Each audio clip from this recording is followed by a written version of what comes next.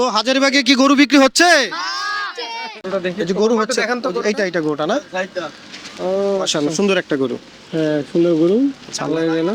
হ্যাঁ, তো দর্শক দেখতেই পাচ্ছেন এই মুহূর্তে সুন্দর একটা গরু বিক্রি হয়ে গেল 1,80,000-এ শিক্ষণ বেরিবাদ হাট থেকে, বা হাজারীবাগ হাটও বলে একে।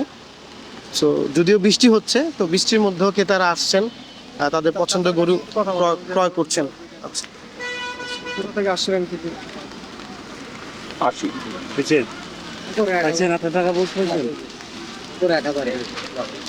আচ্ছা, আসসালামু আলাইকুম, একটু কথা বলা যাবে? আপনি কোথা থেকে আসছিলেন?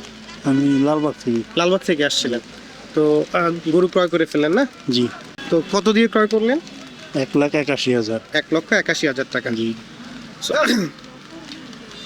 তো দর্শক আপনারা শুনতে পেলেন যে 1,81,000 টাকায় হ্যাঁ গরু।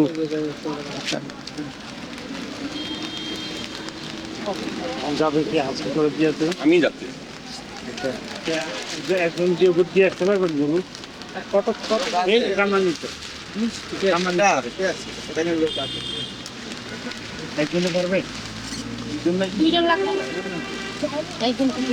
আচ্ছা দর্শক, ক্রয় পর্ব শেষে এবার হচ্ছে হাসিল পর্ব। সো আসলে বৃষ্টির জন্য হাসিল একটু বিঘ্ন ঘটতেছে, তো কিছুক্ষণের মধ্যেই সেই কাজটি আশা করি সম্পন্ন হয়ে গিয়ে এই গরুটি ক্রেতার কাছে চলে যাবে। আচ্ছা দর্শক, এই হচ্ছে সেই গরু যেটা এইমাত্র বিক্রি হয়ে গেল 1,81,000 টাকায়। সো অনেক সুন্দর একটা গরু। কিরকম ওয়েট হতে পারে এটা?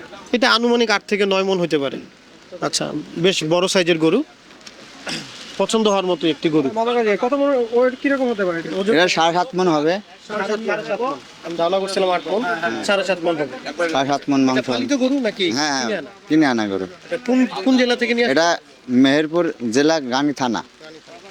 এই এরিয়াতে আসলে আমি যতটুকু কথা বলে দেখলাম যে বেশিরভাগই হচ্ছে আপনার কুষ্টিয়া, মেহেরপুর এই অঞ্চল থেকে গরুগুলো আসছে, এবং বেশিরভাগ গরুই হচ্ছে আপনার পালিত, এবং হ্যাঁ কিছু ক্রয় করা গরুও আছে। আচ্ছা, তো হাজারীবাগে কি গরু বিক্রি হচ্ছে? তো ক্রেতারা কি আসবে? আসবে। গরু কিনবে?